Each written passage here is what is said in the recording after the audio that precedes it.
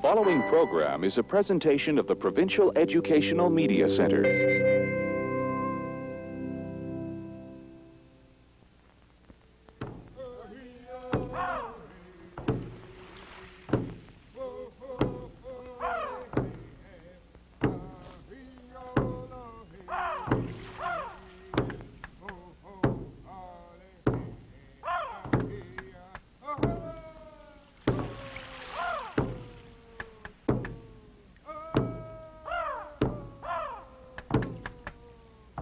For countless centuries, Haida canoes plied these waters, and the songs of the first people mingled with the many voices of the raven.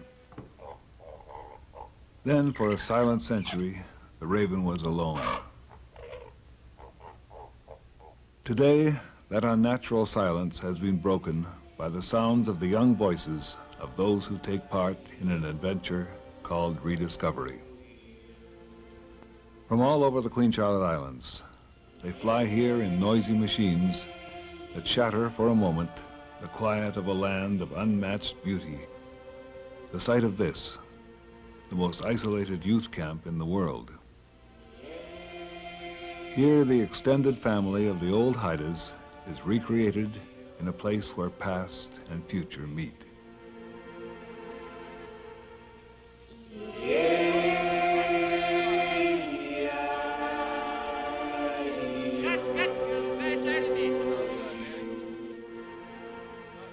I think all our children in Masset appreciate the camp that they've been going to, where you learn more about the heritage of trees and all sorts of things that God had put on this earth for us to enjoy.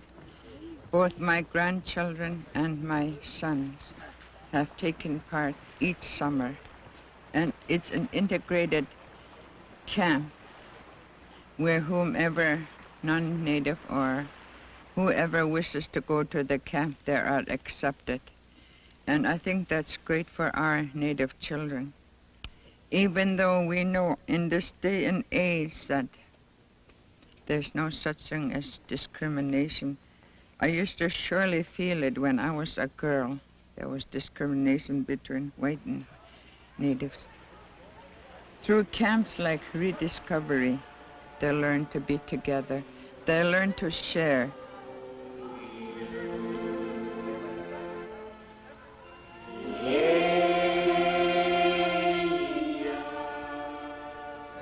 To have a real good time out here the next 2 weeks. There's a lot of workshops we're going to be doing, and hikes and backpack trips, and learning a lot about ourselves and nature. And this is an eagle feather, and it's a special, very special feather because it's a talking feather.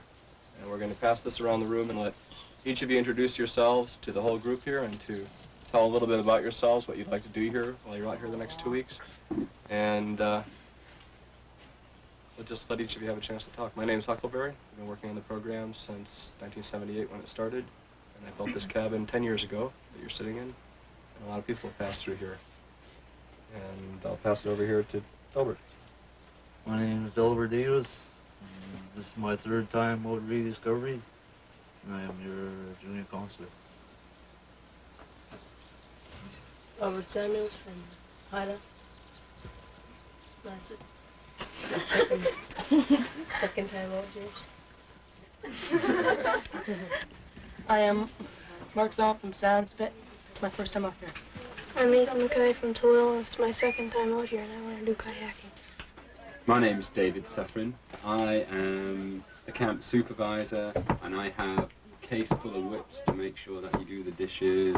And That's good. That's important. Oh, thank you. I'm Blake Jones from Haida.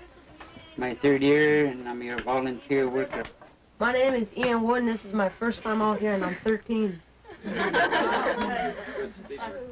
I'm Sean Donnelly from Queen Charlotte City, and first time out here. Hey, go Crystal! Hey! He's got it now! Pushing it! Oh, no! Oh, no! No! I want that!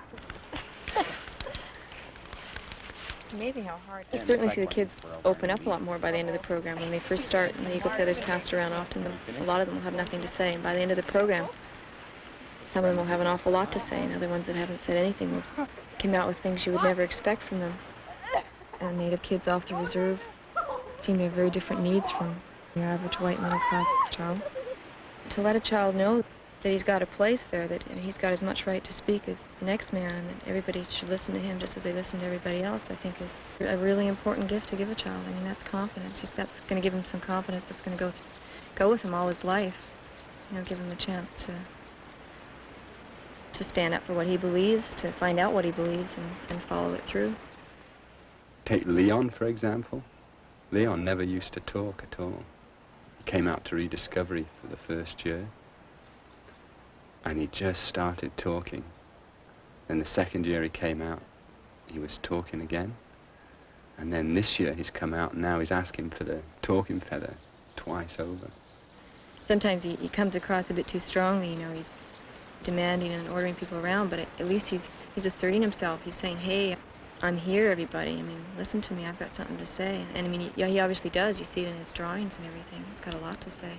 This is a picture of Houston when it was up before 100 years ago. And this is one of those longhouses in its nighttime, and it's there's a totem pole beside it, and in front of it, and there's a mortuary pole beside it with bones in it.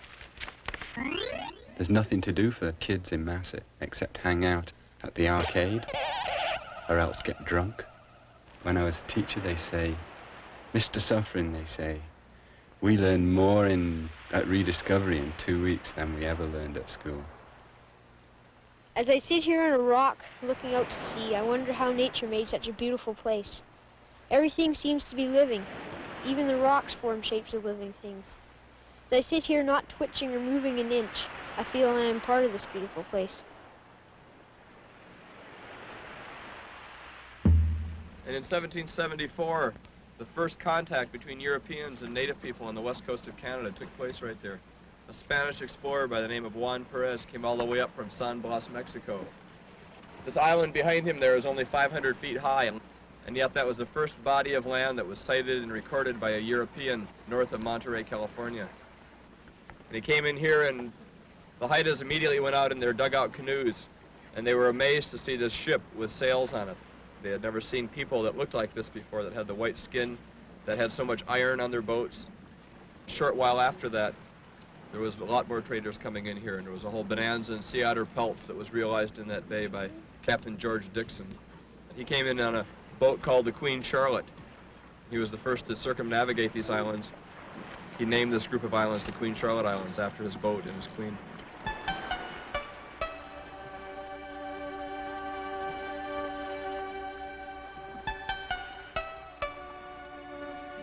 The first people name is Kawastas.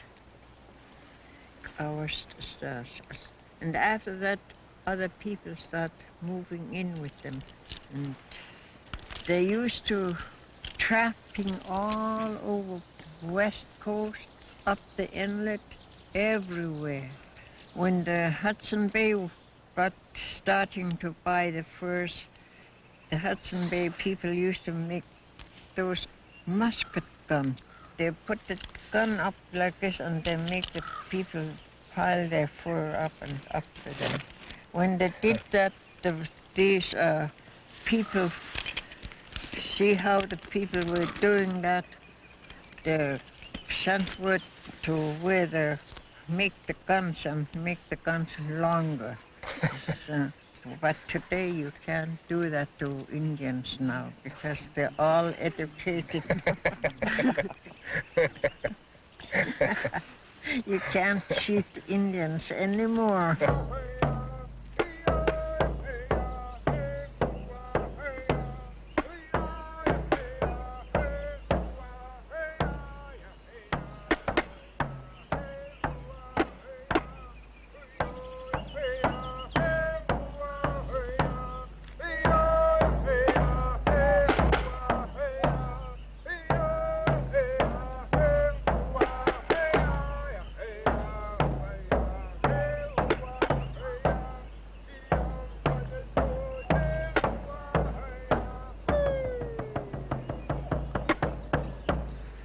there's so much land that hasn't been under treaty yet. And that right now they're in the process of getting the miners in here as fast as they can and the logging. And all we did was told them we are the Aboriginal Sovereign Authority and we have the right and we have a responsibility to make sure that our heritage keeps on.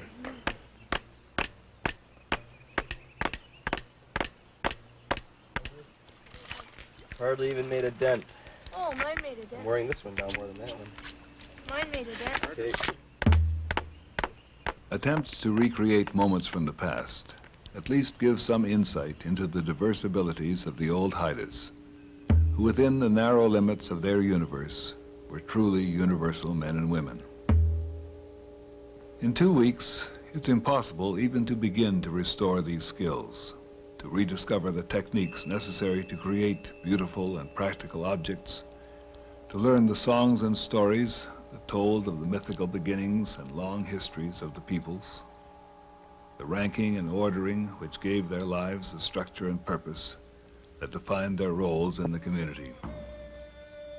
It's been over a century since Kiusta was a thriving community where people lived rich, colorful lives and the great families competed for prestige. Only a few remnants of this extravagant artistic display remain, and the skills of those who were its creators have in the generations between then and now been almost entirely eroded away. It was the complete knowledge of their language and culture which enabled the survivors of the great plagues of the 19th century to carry on in the face of a world changed in every way by the influence of the Europeans. It's good for the younger people, the younger Haidas, to learn the culture that's just about been lost amongst all these old longhouses that have rotted and fallen down. I think that it brings something back to them. It's not as if we're trying to hold on to the past or anything like that. It's a matter of holding on to the future and holding on to the present day things that we have. It's not an old thing, it's still here. So it doesn't matter what number or kind of date they put on it. Those are mortuary poles over there, and here, people buried inside of it. Part of the beauty of totem poles is to watch them on their way back into the earth. And the ones that have been preserved have certainly been useful. But the ones that are going down, they're the ones that are the most magnificent ones to see.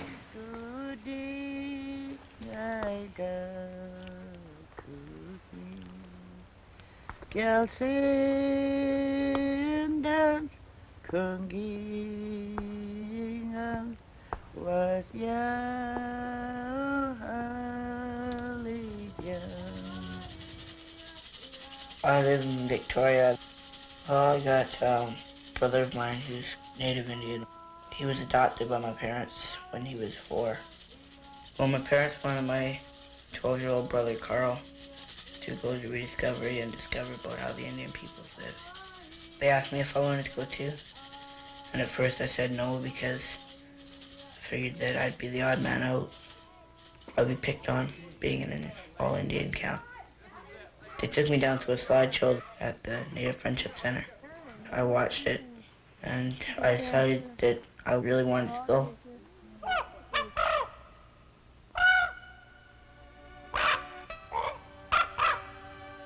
Here they encounter, often for the first time, the wonderful completeness of the truly natural world, whose complex relationships reawaken the youthful curiosity and desire to know. So we looked at grazers. These are grazers. And we looked at filter feeders. This is a barnacle's a filter feeder. So is this. So there's the razor clam. This cockle. This is a horse clam. They're down pretty deep. These guys normally don't prey on horse clams, but they do prey on butter clams. And they get up on the clam here, and they drill a little hole through the clam, and they stick in this long proboscis they have. It's like a ton, and they can digest it right out. Filter feeders, grazers, and then there's carnivores.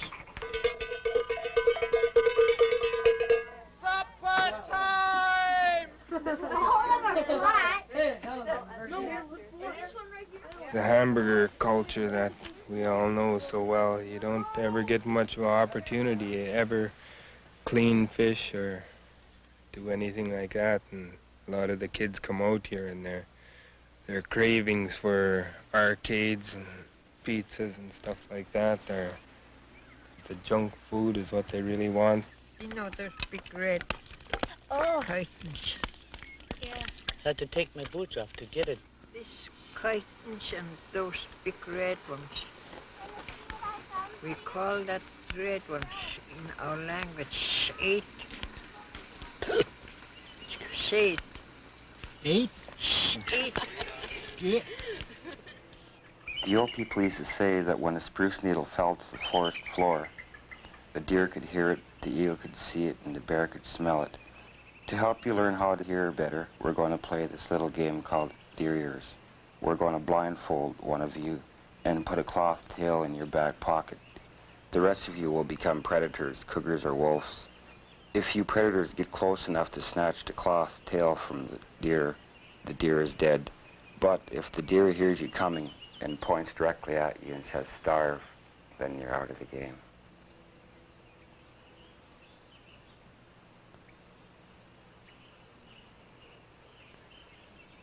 Starve.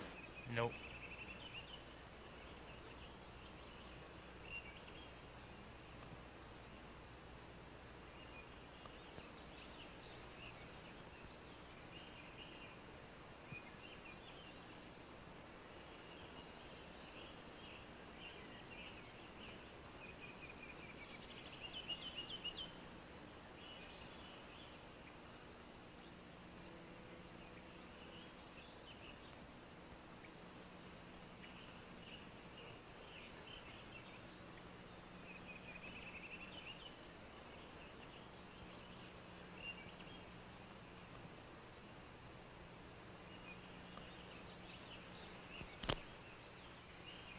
Starve.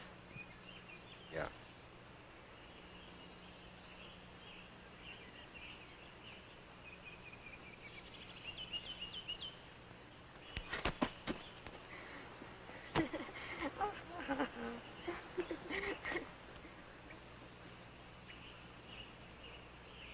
Try and find as many different things that you can, and you can list them all down.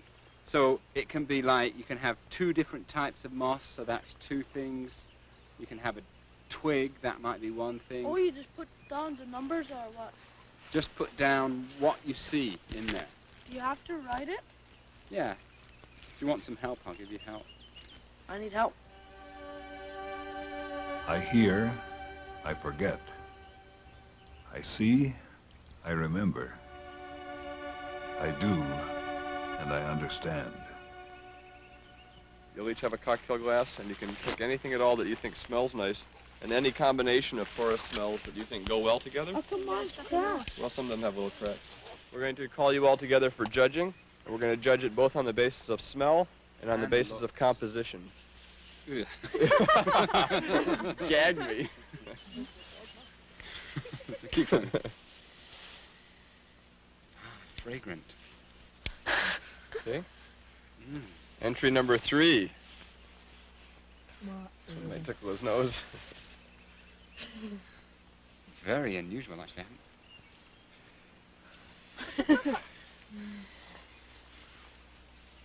The winner is... For the smell, I think number 2. Number 2. Beautiful. Carl fragrance. wins for Was it fragrance. Carl? Yes, it was Carl's. Like, we've had a chance to see the forest and to touch it and to smell it and even taste it a little bit. But now we're going to have an opportunity to totally become a part of this forest. Oh, yeah, you bury yourself. Yeah, we're going to sort of do a thing, we call it moss windows. Some kids have had some real neat experiences doing this. One kid had a little mosquito land on the moss above his eyes, and it spread its wings out. And he was looking through the wings of this mosquito about 150 feet up to these treetops, and you could see an eagle circling up in the opening there.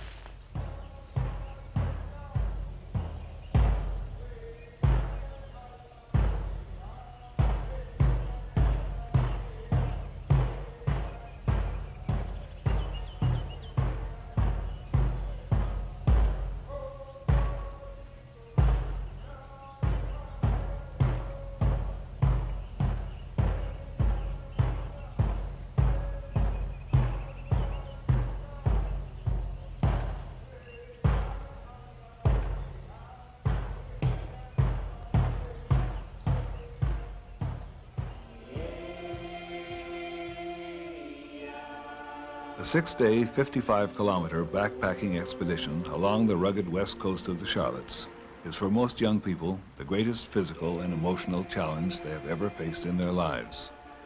The isolation, physical and mental exertion result in a heightened awareness of themselves, their fellows, and the land. When you relate to the land in this kind of way, you're relating to it in the way that the old people did. You got to take the hard times along with the good times.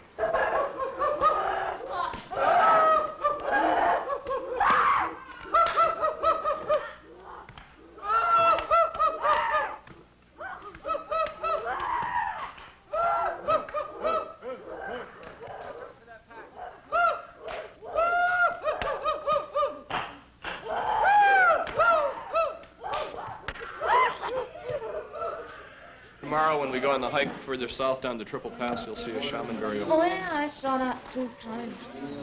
If you look at this stuff, it's nothing but wood ash. Periwinkles, they must have eaten periwinkles by the billions. What do we have here for supper? I got a Yeah. gas. What's I the got name a of gas the here. cooking? I'm not cooking. Michael's going to cook it. What charge? My hands hurt. I'm not cooking nothing. I'm not cooking nothing for you guys. You wouldn't wait up for me. Well, You wouldn't even carry me. I told you it took 10 minutes. Okay, I'll cook. What do you want me to cook? You can make Potatoes. corned beef hash. Yeah, corned beef Potatoes, hash. onion, garlic, and Corned beef beef. hash. You took the honey, eh? Yeah, Danny There's only this First much come, left. first serve. I never checked it off. didn't check it off. Somebody else. Yeah, you guys can all save your teeth for a few days. Yeah. Yeah, just go straight back through here as a trail. Eat 'em up, move 'em out. Hit 'em up. Yeah.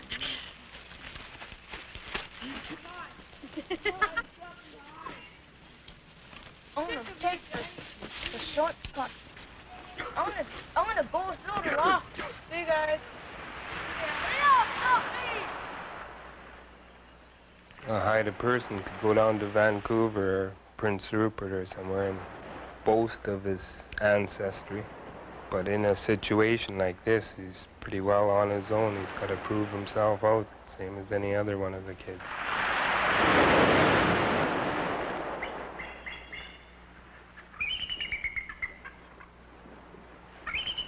So I thought it'd be real nice just to pass the eagle feather around, let everybody say how they feel about things and stuff. Well, I just like to say I set it down in Beresford. It's my first experience being with the group, learning a lot, speaking up more. I've never hiked that far before. I wish I found an eagle feather, though. But I stumbled all the way at the back with Mackie, crawled the last bit of the beach. Though how I got over the cliff, I don't remember that part. I learned that 35 miles can be really hard on your feet. And I learned that seafood isn't that bad, cooked or not cooked. I really had fun on the hike. It was kind of different. I didn't expect something like that. Kind of wet. And I would like to thank Jeff and Blake and all those guys for looking after us when we were out there. Being able to go up to your waist in 2 rivers and then hike another, 12 miles. It's pretty excellent. I didn't like it when it was raining at Beresford. It was so bum. Getting all wet and all that. But I like hiking back. It was good. I liked sleeping in the cave.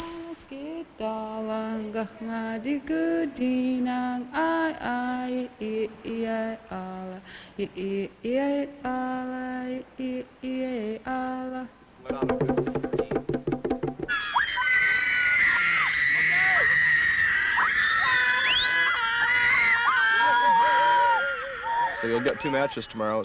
You'll get 1 raw potato. You'll each be taken to a spot, and you'll be about a mile apart from each other. Sometimes for people the hardest thing is not being alone in the dark. It's not being isolated. It's just being with themselves for 24 hours. Some people don't know themselves very well, and they don't like themselves. And it's hard to be with a person you don't know well or don't like. So it can be a real important learning experience in your life. Robert Samuels, I live in Haida, BC, and I'm 13 years old. The solo, it's seeing if you can be alone, see what it's like to be alone and without much food, and living by yourself, see what you can do. I have 3 brothers and 1 sister. No, I have no mom. I got a dad, he's in Rupert, and I have a guardian looking after me. Just thought about things, like respect nature or something. Like so you can see some of the things people do to it, like clear-cut logging and pollution, oil spill. Just kind of thought about that in my solo. And just wrote poems. That was kind of give fun too. Just kind of had a fire going. That's what kept me out, I think. Having a fire kind of gives you heat, warmth, security. Chase off all the bad animals that are chasing you. Leon Ridley, from Masset, BC. I like coming out here, and like walking in the forest and looking at birds, like people teaching me and drawing nature things and all that, like eagle and all that. It was good out here, like the solo. It was tough, but I survived.